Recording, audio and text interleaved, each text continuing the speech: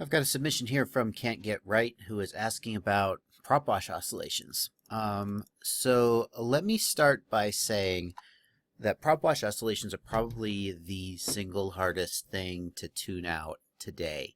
The first real improvement in propwash oscillation handling was probably when Boris got rid of the PT1 filter in Betaflight V1 and switched to the FIR filter in Betaflight V2.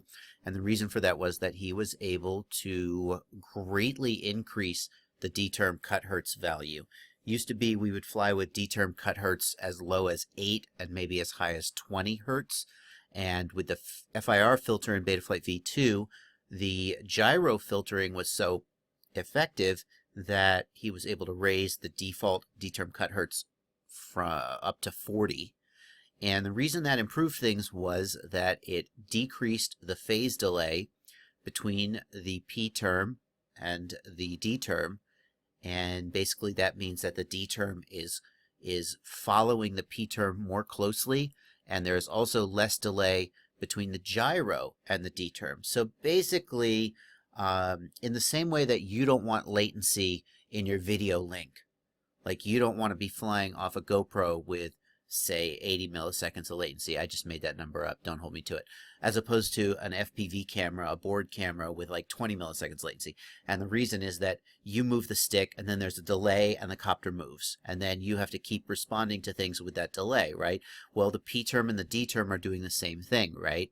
So the less delay there is between the P term and the D term, and between those two and the gyro, the more effective the PID loop will be at handling rapidly changing conditions like propwash. If you've got a condition that is not changing rapidly, it's relatively easy for the PID loop to sort of catch up with the real world and handle whatever is happening. But with propwash, this buffeting style of movement changes so rapidly that you need as little latency in the PID loop as you can get.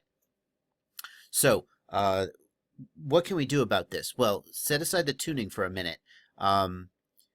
We have 1 kilohertz gyro sync now as standard. We have the FIR filter with like 1 millisecond of latency, D-term cut hertz of 40.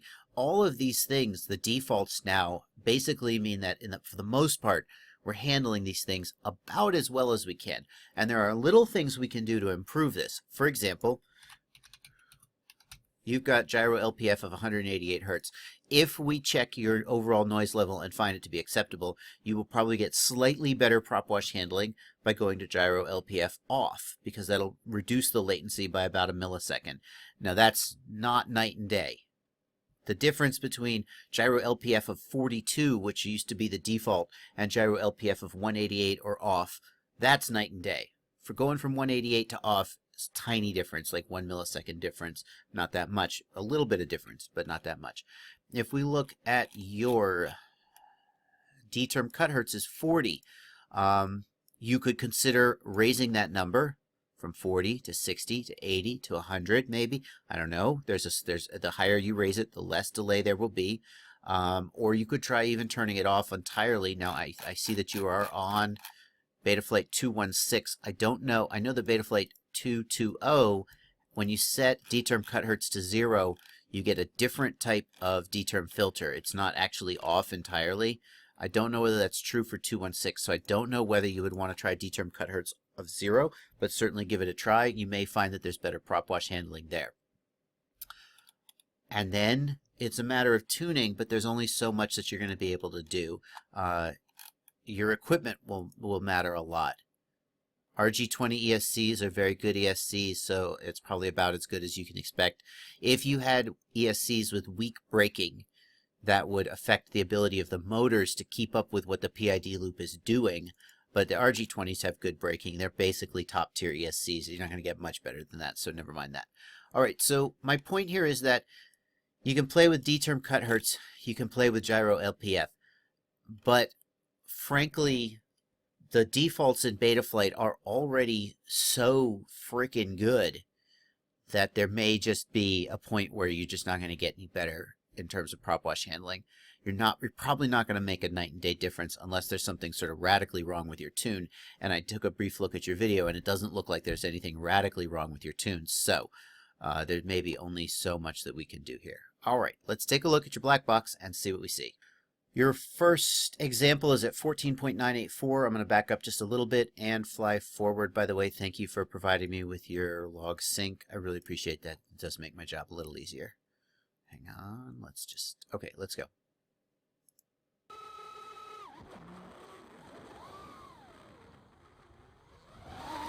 All right, so there it was. You were descending into your own prop wash and you throttled up. Man, it was barely even there. And isn't it great that we live in a world where we can nitpick something like that and like think it's even worth mentioning? How cool is that that's the level we're at? I also noticed you went to full throttle. Let's just see if there's any oscillation at full throttle here.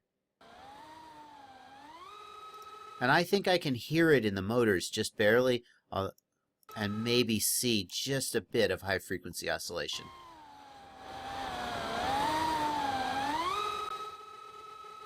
Yeah, but just the tiniest bit. Let's take a look at your gyros first of all. Gyros are super clean. Okay, I would not hesitate to go to gyro LPF equals off. Don't even think twice. Do it. And given how clean your gyros are, your P term is probably pretty well, pretty well behaved. You probably can afford to reduce your D term filtering as well. Let's take a look at roll, because roll is always the first place I like to go. And we'll look at where you go to full throttle. Yeah.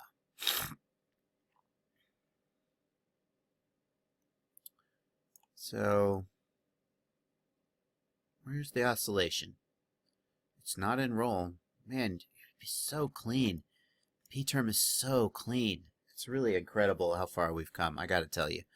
Let's look at pitch.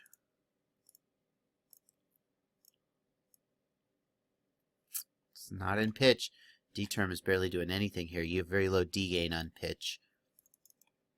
I can see. It must be yaw. Is it yaw? Yeah, it's yaw. Okay, so yaw is where the oscillation is coming in. You can see the oscillation here. It's not very large in magnitude. Yeah, and I don't know whether it's related to your prop wash. We haven't even got there yet. But it feels like you could probably bring your P gain up on pitch and roll, and probably your D gain as well. You seem to have very low D gains. I've heard some people say that adding D gain helped them with prop wash. It helps the P term respond. You might almost say respond more explosively. It gets moving faster and it stops faster. So in a prop wash, in a dynamic situation like prop wash, that can make a difference. You're running rewrite, your pitch is 7, your roll is 7, and your yaw is 9. So I definitely would strongly suggest changing gyro LPF to off. Your copter is so clean. Let's dirty it up a little bit, right? And get that latency, that extra millisecond of latency out of there. I don't think it could hurt, and it can only help. And then the second thing I would suggest doing, don't play with your D term cut hertz yet. Leave that alone for now, but let's just get your D gains up. Frankly, your P gains are super low for a rewrite, 2.4. Wow. Yeah, it's hard to imagine a world where that's not really low. I see your flying looks really tight. It's hard for me to imagine that the copter won't fly much better with higher P gains. 2.4 is super low. And you're only on 216, so you're not doing 2 kilohertz or anything weird like that. Oh, well, it's a 180, but you got the 2204 motors, 2300. You probably have 4-inch props, so 4-inch props are probably throwing me off a little bit in terms of my expectations, but we don't see any signs in your logs of bad behavior from the pitch and roll P term. It feels like you could probably bring those numbers up to at least 4.0, maybe 3.5 on roll and 4.5 or 5.0 on pitch. I'm just pulling these numbers out of thin air, but it feels like 2.4 is probably too low. But get those numbers where you feel like they're good, and then bring D up on pitch and roll, because D on pitch and roll is really not doing a lot. It's really not doing a lot. P is not doing a lot either. Oh, here's almost an oscillation on roll. So maybe roll can't afford to come up quite as much. There is just a little bit of oscillation there. Most of the time, error. Is that prop wash? It is indeed. It is indeed. So there's prop wash. And we can see that in that prop wash, the P term gets pretty active, but it's not controlling, it's not stabilizing the copter well enough. And so I suspect that adding some D may help it do what it needs to do. You see that the D is not super active. So let's take your D, let's take your P gain. Leave your P gain alone if you want to, but you could probably also afford to bring it up, especially on pitch, but probably also a little bit on roll. And then let's get your D gains up from 7 to, let's say, at least 14 on pitch and roll. That's where I think I would go. And again, maybe a little higher on pitch than roll. And then as far as yaw goes, so on yaw we are seeing oscillations and at high throttle. It looks like your high throttle oscillations are yaw, but your prop wash oscillations are pitch. Here we go to high throttle and those oscillations start to come out.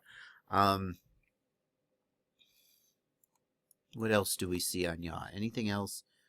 The rest of the time P is really not doing a lot. So, and D is not doing a lot. D is barely there. Here's some interesting oscillations here. What is that? Let's look at that. I can barely tell. I think it was just, you made just a sharp move. Maybe that's some kind of kick from the RC command moving. Same thing here. That must be kick. Let's just watch that. Is that when you're moving the stick? Yeah, it's when you're moving the stick rapidly. I would probably just leave yaw alone. Maybe add a little D, because D is just not doing anything. But probably leave yaw alone. Those high-frequency oscillations at high throttle aren't really hurting anything. You can barely tell they're there. I'd probably just leave that alone. 5.5. I'm surprised. It must just be because you've got that 180. I'm really surprised at how low your P gains are compared to what I would expect for the typical copters that I see and tune. There's more of this. Do you have RC smoothing turned on? Let's see if you have RC smoothing. RC smoothing is off. So if you were to turn on RC smoothing, you would get rid of some of these spikinesses, but it's probably not hurting anything, and it's probably not worth bothering. It's probably not worth bothering with. Okay. That's what I think. That's what I think. I think gyro LPF off, definitely, without question. Pitch P could go up. Roll P could stay the same or maybe go up a little. Definitely pitch and roll D should go up. And that will probably, that combined with the gyro LPF will probably improve your prop wash situation, I think. Okay, that's what I think. Hope it's helpful. Happy flying.